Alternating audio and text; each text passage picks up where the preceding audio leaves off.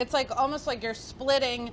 I'm pulling pretty hard on the tail end as I pull on the head end. I'm pulling hard. Hey guys, it's Carla. I'm here in the Bon Appetit Test Kitchen today with Eric Stonestreet from Secret Life of Pets 2 and Modern Family. And today we have 20 minutes to make sole meunière. Sole meunière. Oh yeah, had that yesterday for lunch. Shut up.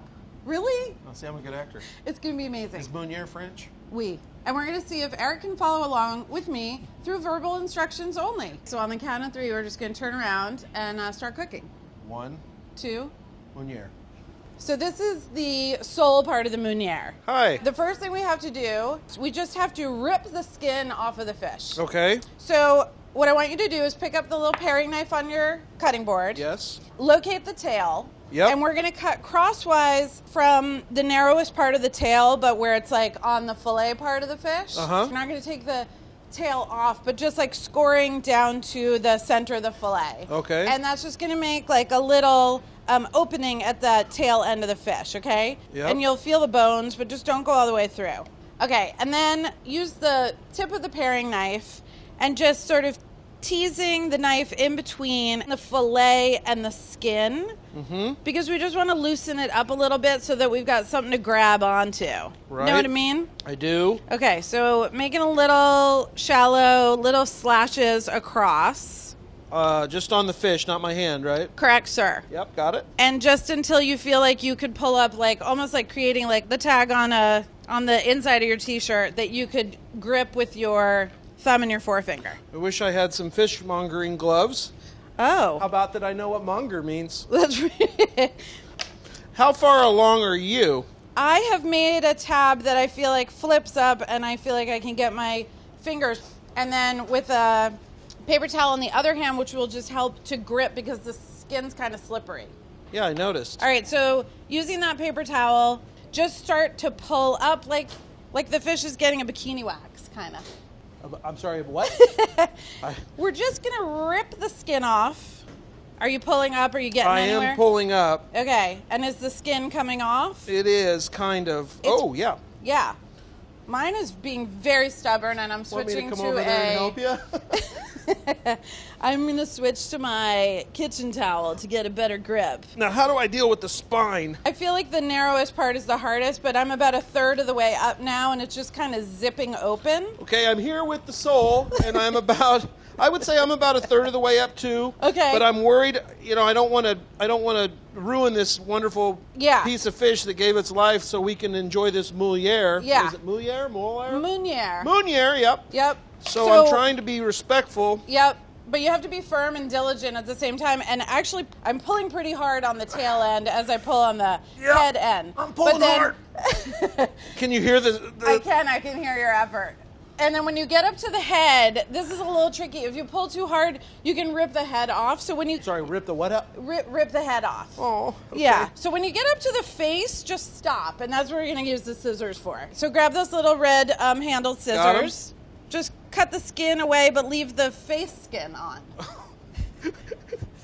What's the horror movie that the guy wears leather face? So body skin off and face skin on. I took the skin off and I have a skinless bodied fish. And you have a skin face? I do have a skin face. Okay, perfect.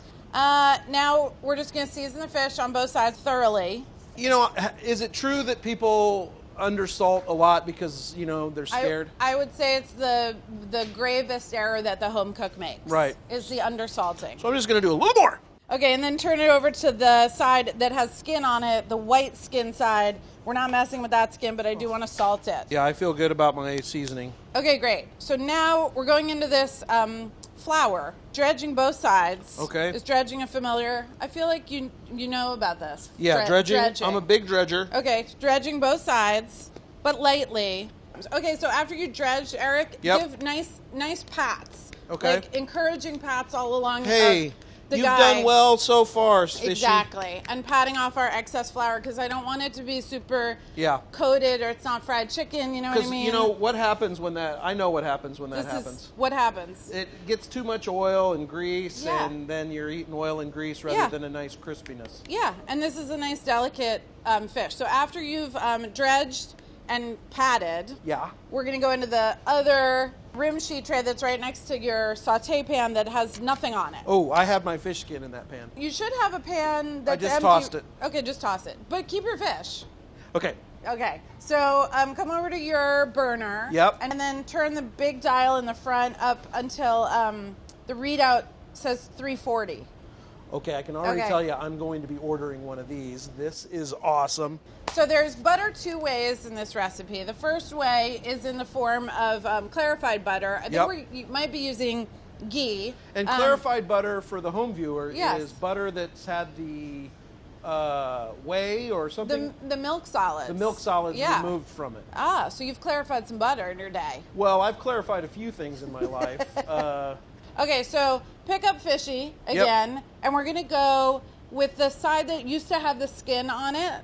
That side's going to go into the pan first. That's presentation side. And if I can just tell you watching at home, the smell of this clarified butter. Delicious. It smells like I'm about to eat the best movie popcorn ever. It smells so good. 100%. This is going to take like 2 or 3 minutes on the first side. Give your pan a little bit of a shake.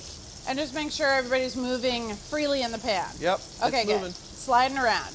All right, so come back over to your cutting board. Okay. Have you ever made a lemon cheek before, Eric? A lemon what? So instead of making lemon wedges, we're going to make lemon cheeks. Oh, no. You know, it's really easy. Take one of the lemons and just shaving off like an outer lobe. Like this? Tell me what you're doing. So cutting from, you know, the long way and cutting off an outside round edge. Got it. And that's a cheek. Yep. Okay. And then if you have any seeds, just flick those aside. Just get 2 nice cheeks. And those are going to be for serving. Now we got to cut that other lemon in half. And this is going to be the lemon that we use for the sauce. How's your fish? It's good. So, do you cook a lot at home? I got to be honest and tell you, I don't cook anything like this at home. I love fish on the grill. I grill out a lot, which is why I have my signature towel right here strapped in my belt. Yes. Because I'm always cooking outside and I'm wiping my hands and cleaning my hands. Are you a gas griller or live fire griller? Well, I have a great grill that does both. I can cook gas and I can cook over charcoal and wood. And my favorite is to do a little bit of a combo of that where I'm cooking mainly with the heat element of gas, but with the flavor of some nice... Ooh, I love it. Some nice wine barrel wood or some nice red oak or white oak. Oh, wow.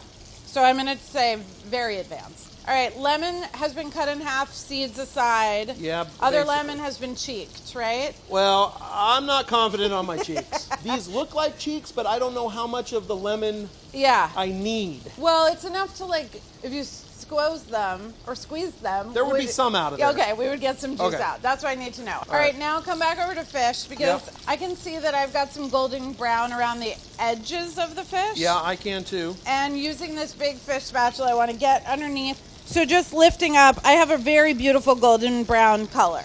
What do you have going on under there? Pretty good. Really? Yeah, If you were to compare it to like a brown paper bag or a walnut table. Here's what I would compare it to. Like the most delicious looking color of hash browns. Oh, perfect. Okay. So then how about the tail, though? The tail is not as brown. Yeah, my tail is not as brown either. So this is where I'm going to kind of like use my spatula almost as like just a slider over maneuver, and then tilting the pan just to cheat it a little. And I'm just trying to get the butter to pool at that end so I can get a little action on my tail. You know what I mean? I'm getting some action over here. Yeah. And but that helped. Ooh, that kind of made me cut my fish. Don't worry. What part got cut? Just the tail kind of back in the end. Medic! Yeah, it is possible that the tail is going to come off if we're not careful. And then what would you say to do if that happens? Just go with it and say, I never meant for you to have that tail. Yeah, I didn't need the tail. So now I think it's time to turn. Okay. I definitely strongly advise using the second spatula. But, so 2 spatulas at one time? Yeah, so one spatula is going to be going under delicately, And just make sure you're under the whole fish and not scraping the flesh off. Okay. And then using the other spatula, but use the back of the spatula and just use it to like sandwich it like it was in a grill basket. Oh, and then turn her over. Oh yeah. And back into your butter. How'd you do? Pretty good. And you know what? I didn't want you to ever have to deal with the tail. Yeah. So I removed it. Great. I support that decision. All right, so shake everything around again. Make sure that that second side is not sticking. No, it's not sticking. All right, let's chop some parsley. And this is really just for garnish, but I want a couple tablespoons worth. Slicing as opposed to chopping. Slicing? Instead of like hammering it down in a rocking way, I like to kind of slice across. Okay. And it's really hard to chiffonade parsley, right? It's hard to chiffonade parsley. I just looked up chiffonade before I came in. I just did a whole bunch of studying. And you said it perfectly, the chiffonade. Put the parsley in the glass bowl, and it's fish checking time. Okay. So we're looking for two things now. We're looking for browning, but we also need to start checking that the flesh is actually cooked through. The way to do that is to kind of use the edge of the spatula towards the middle of the fillet. There are parts of the fillet where the flesh like naturally separates in these seams. There's also a spoon in your little equipment kit, and you can use that to check, just teasing the tip of the spoon down towards the bone in the middle. And just see if it looks uncooked or fully opaque there. I think it looks pretty good. I think it's gonna flake nice. I agree. Okay, so now the goal is gonna be to remove the fish from the saute pan. Okay. And then we're gonna dump out all of this butter and stuff that's in the pan. Pan goes back on the heat. Take the pieces of whole butter, get those into the saute pan, and then it's gonna be the butter sauce. Okay. We're gonna go to kind of a golden, and then we're gonna use the lemon halves and squeeze that lemon juice right into the butter at the moment when you feel like it's achieved its goldenness. So I'm like looking for these big bubbles to kind of start to subside. Yeah, I feel like I'm there. So now with your lemon halves, squeeze the juice into the pan. There's like not a lot going on in this sauce. It's lemon butter sauce. Sounds great to me. Right? Starting to get a little color? Yeah. All right, so just give it some swirling. And then we got to taste it. I think it's going to need salt. Okay, yeah, it's pretty Super tart. lemony. Little salt is going to help balance that out. Lifting up that saute pan, grab a big spoon from the equipment kit, and just spoon your lemon butter sauce over the fish. Yummy, yum yums. I had a chef once who really yelled at us if we poured it from the pan, even though really? It seems like what's the See, big... that's why it would keep me from ever probably being a chef, is because I feel like what I would bring is like natural ability, and then I'd get yelled at all the time. And then you would get yelled at. That's exactly what happens. Thank you. And then your beautifully chiffonaded parsley, just sprinkle over your fish. I'm not huge parsley, Great. and you know, I think as a chef, my job is to decide what you're gonna like. Exactly. And I don't think you're gonna like that much parsley. I appreciate that. Thank you. And a little flaky salt. That you're gonna like. Same. And then pepper. I love pepper. I hope you do too. Oh, I do too. That's it. Let me know when you're ready. All right. I'm ready to show you my creation. Oh, fabulous. Pick up your fish platter and we'll just turn around and fish off. Oh my God, you're a real cook. You really nailed it. No, yours.